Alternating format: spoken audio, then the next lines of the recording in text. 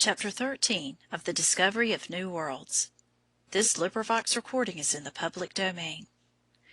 The Discovery of New Worlds by M.B. Synge. Chapter 13.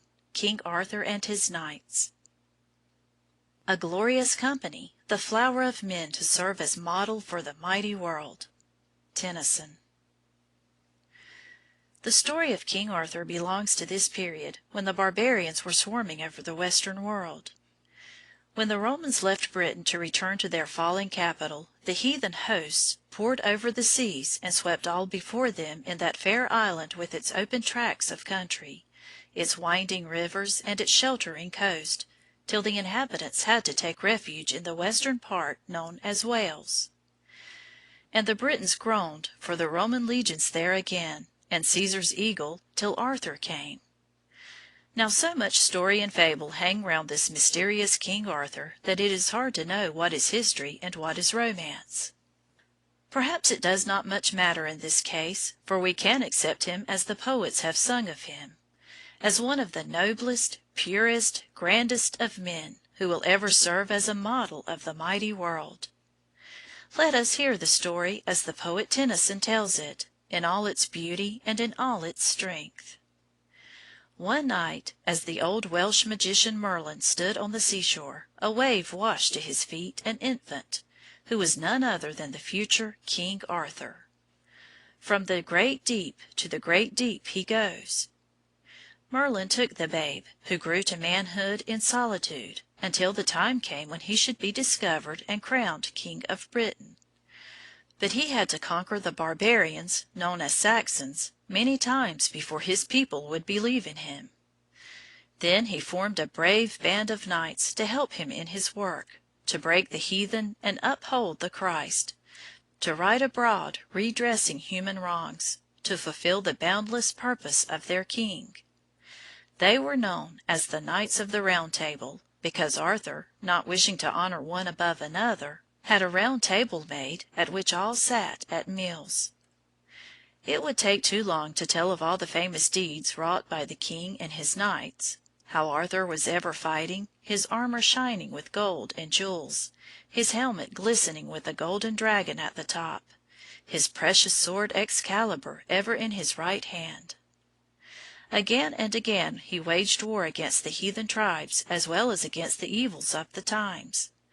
The story of the quest for the Holy Grail, a cup supposed to have been used by Christ, is one of the most beautiful in connection with King Arthur.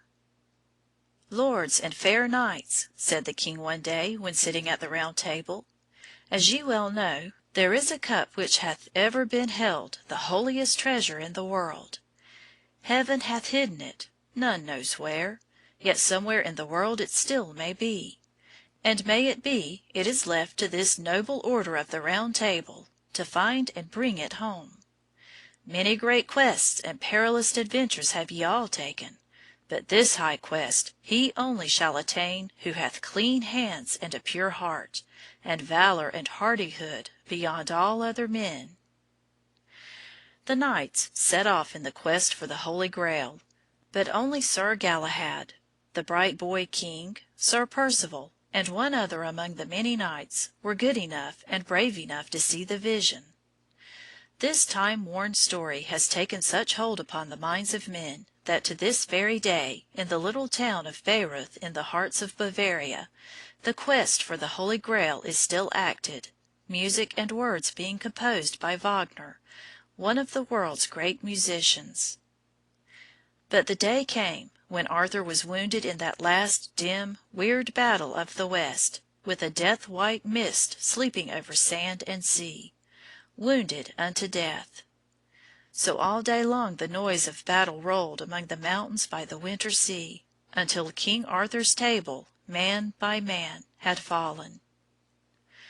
One faithful knight, Sir Bedivere, was left, and finding his king was deeply wounded, he carried him to a little chapel near the battlefield.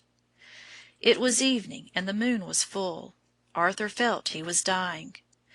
The men he had loved were sleeping their last sleep on the battlefield.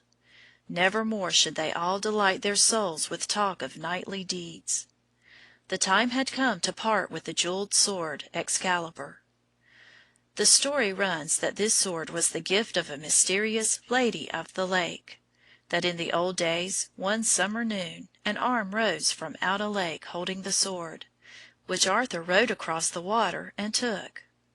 Now Excalibur must be thrown back into the lake, and Sir Bedivere must do the deed. Obedient to the king's commands, the knight took the sword, and climbing by zigzag paths came on the lake. The beautiful jewels sparkled in the moonlight, and Bedivere could not make up his mind to throw it away, so he hid it among the reeds and returned to the king. But Arthur soon discovered his deceit, and sent him again to do his bidding. Again Sir Bedivere went, again his courage failed, again he returned to the dying king. "Ah, miserable and unkind, untrue, unknightly, traitor-hearted!" cried Arthur. "Authority forgets a dying king. Get thee hence, and if thou spare to fling Excalibur, I will arise and slay thee with my hands." Then the knight rose quickly, hastened to the lake, and shutting his eyes flung the good sword into the water. The arm rose up, grasped it firmly, brandished it 3 times, and drew it down into the water.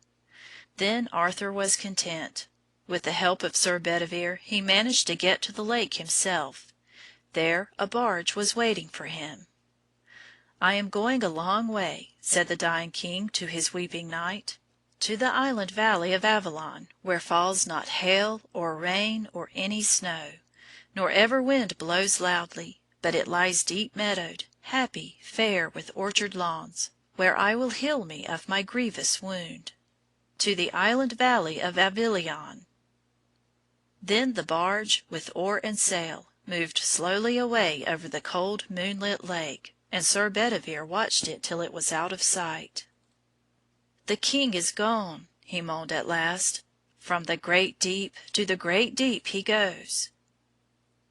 Such is the story the poet tells.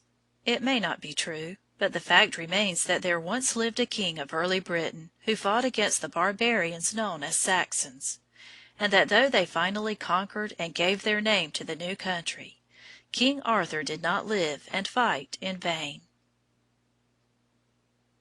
Chapter 14.